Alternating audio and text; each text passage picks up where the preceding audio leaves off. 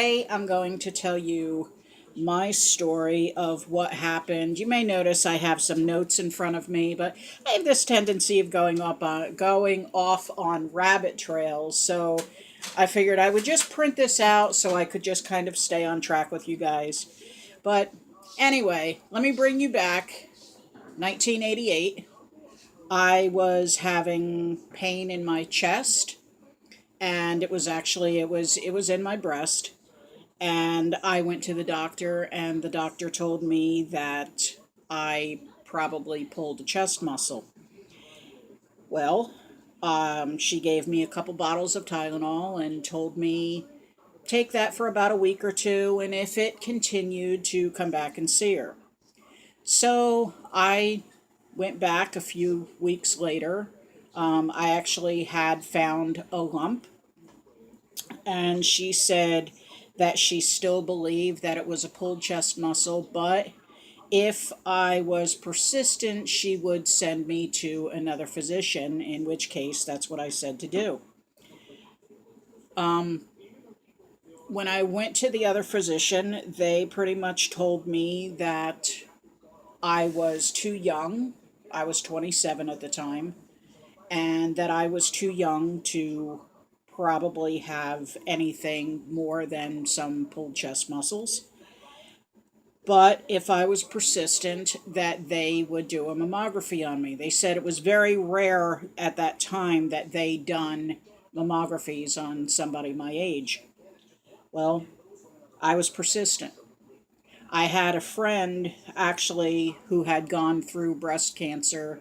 She was a little older than me, but she had gone through it only, I would say, about 6 months before I had been, before me. And we kind of had a lot of the same symptoms. So I was not backing off. I wanted to go and have this, have the mammography done. Well, back in the day, one of the things was you, when you had a mammography done, you had to wait, actually 6 to 10 days before you got any kind of results. Well, it just so happened that I got my results back, and they told me that my results were clear, that there was nothing to worry about. Well, you know your body, and you know when something just isn't right. So I spoke to my friend and I said, do you think it is possible that I could get an appointment at Fox Chase Cancer Center? And she said, well, I believe that you have to have a referral, but you could always call and ask. So I called up Fox Chase, and they told me, of course, I needed a referral. And they asked me why, why was I thinking that there was something there. And I explained about feeling the lump, and she said, well, let's see what we can do. Let's see if we can get your records and take a look at them, and we can get back to you. Well, they called me back about, I would say, 6 hours later. They said, we have gone round and round with the hospital to get these records, and we've not been able to get them. So, what we're going to do, instead of waiting for a referral, we're just going to let you come in. So, they set up the appointment. I went to see the doctor. He done the examination. He said, we're going to do a mammography. And he came back in, and he said, I, without even doing the biopsy, I already believe that we know that it's cancer. Now, it had to do with the calcification, pieces of calcification. They circle.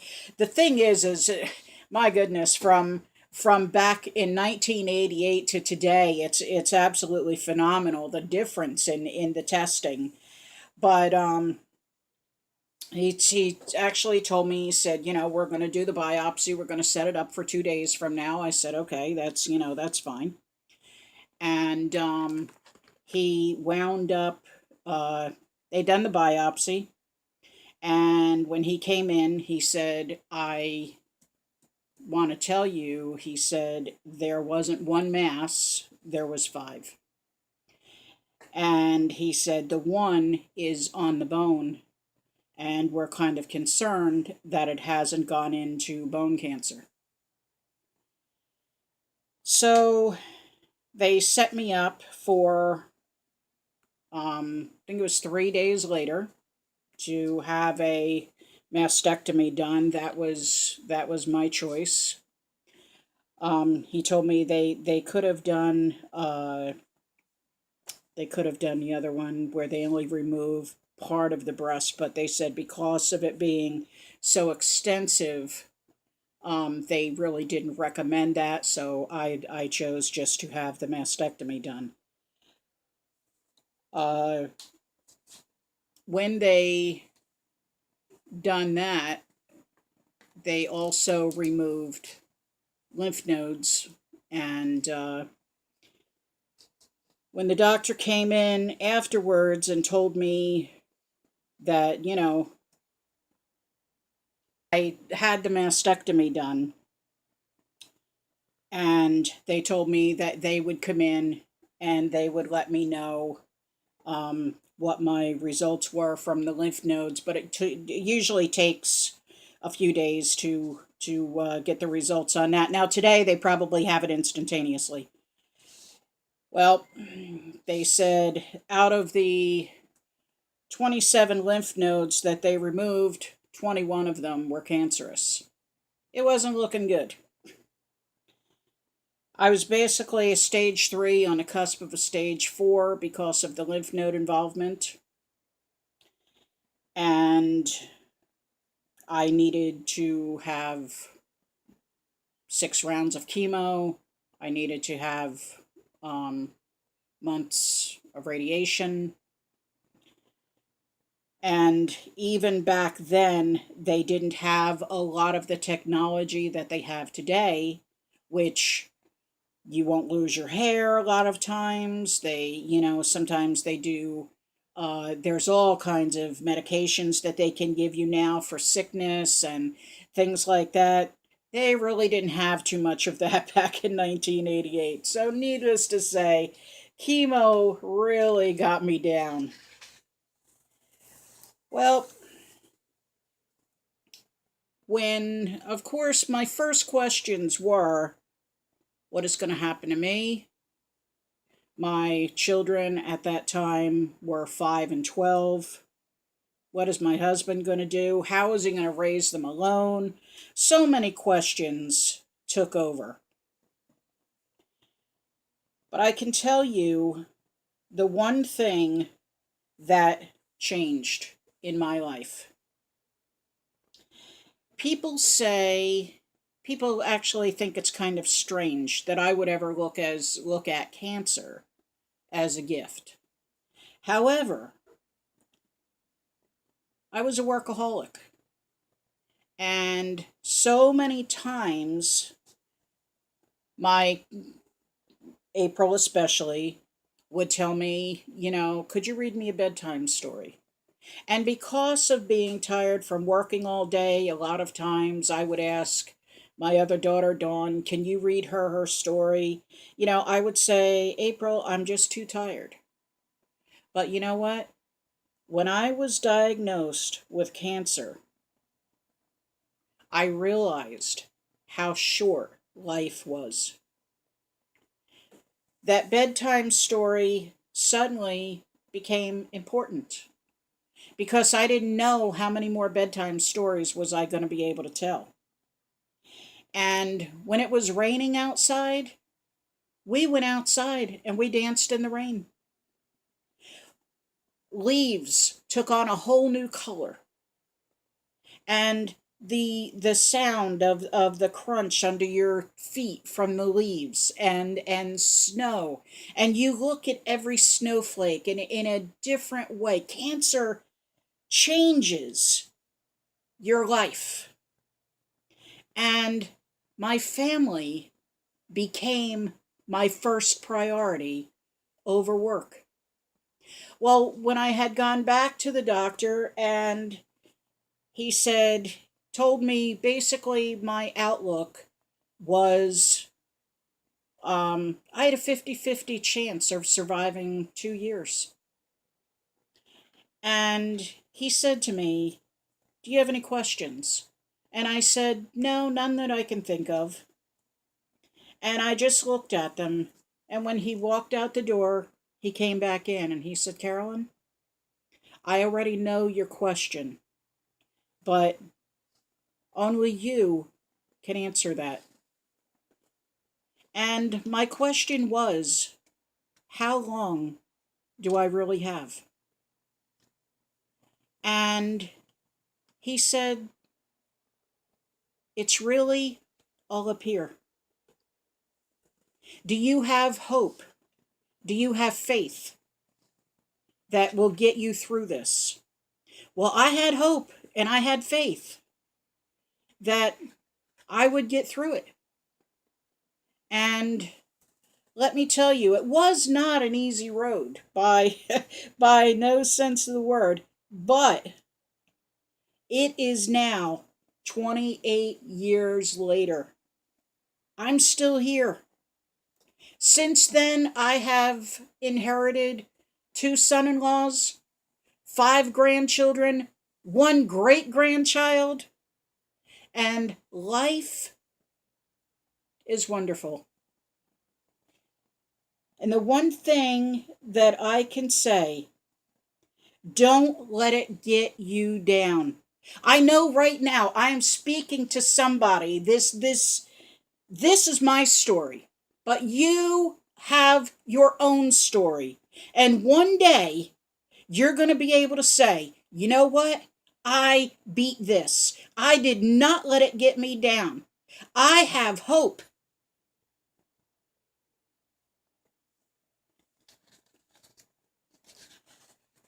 And to end this, I'm going to say, there was one song, whew, that I said I was going to do this. But there was one song that got me through, and it was my theme song for my life. And it was Louis Armstrong's "What a Wonderful World." And that's it. Wait, what? Can you believe that video was 8 years ago? Crazy. Crazy to think. That was in 1988. No, that video wasn't 1988. I was diagnosed in 1988. That video was actually from 2016. So this year, actually April 21st, marked 34 years that I am cancer-free. That is a miracle. From what you heard in that video, that is a miracle. Thank you, Jesus, because if it wasn't for him, I probably wouldn't be here. But he's got bigger plans, so hey. But thank you, Finding a Rainbow Through the Rain friends, for joining me once again.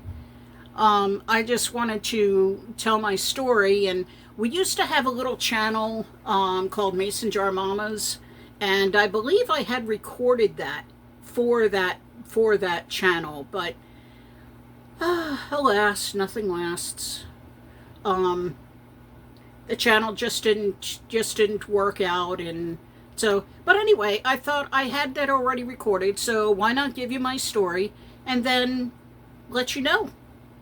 It's 8 years later. I'm still here. God's got a plan. But if you have watched the video this far, I wanted to tell you we are going to have a giveaway. Now, what's going to happen is in the next week, whoever subscribes to this channel is definitely going to be up for the giveaway. So let me just show you some of the things that we have. So first we got this bag, and it says, everything will be okay. So we got this little tote bag, and then we got a bunch of goodies inside. So let's see, what do we got here? We have Never Give Up. So in case you haven't guessed, October is Breast Cancer Awareness Month. So that's where my story came in. That's where this video is going. So anyway, Never Give Up, BPA free.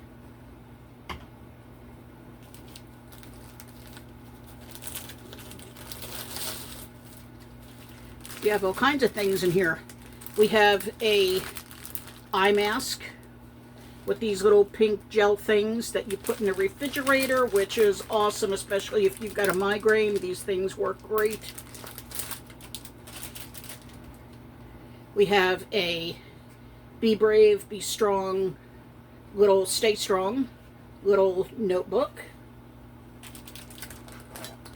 And an awareness magnet for your vehicle or wherever you want to put it. Some survivor stickers.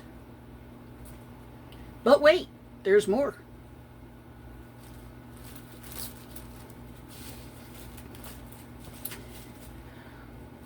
We have some ribbon socks. We've got some bandanas in pink and teal, green, I guess that's what that is. But nevertheless, they're cute. We have a Be Strong, Courage, Hope, Stronger towel. But wait, there's even more.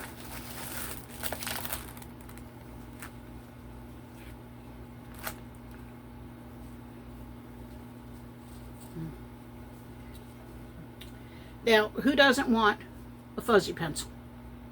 Okay? Or a fuzzy pen. Is it a pen or a pencil? It's a pen. But who doesn't want a fuzzy pen? So cute. And a pair of these warm socks. Oh my gosh, these are the greatest things on a cold morning. And some more gel stickers. See, isn't this cool? So that's like 1, 2, 3, 4, 5, 6, 7, 8, 9, 10, 11 things in this bag. And all you have to do is subscribe. And next week, probably, let's just say next Monday, we will pick a winner. So I hope it's you. And you know what else I'd really like? I'd really like if down in the comments, if you are a survivor or you know somebody that is a survivor, tell their story. Because I'll tell you what, even though I'm a survivor, sometimes things still kind of creep into your head a little bit, and you kind of wonder, and sometimes that doubt comes in. So sometimes even for me, it's great to hear survivor stories and lets me know, yes, there are a lot of other people out there right now who are surviving. So if you could do that, that would be awesome. So whether you want to win the stuff that's in the bag or not, if you like these videos and you want to see more, which I plan on making a lot more, I want to talk about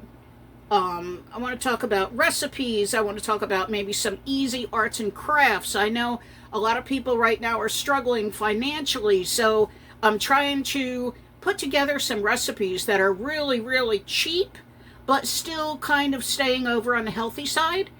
So if you want to see even more of that, subscribe, hit that bell, and that will let you know every time I make a new video that there's a new video up. So if you could do that, that would be wonderful. And I'm going to end this here because I know I don't want to make the videos too long. But, okay, so 3 things, and I ask this in every video. I ask you to do 3 things. Number 1, if you like this channel and you want to see more of me, subscribe. Second thing, find one thing in your day to smile about. Could be anything. Could be your dog, could be your child, could be anything. Maybe a dandelion growing in your yard, I don't know. But anyway, find one thing to make you smile. And of course, last but not least, find your rainbow through the rain. Bye.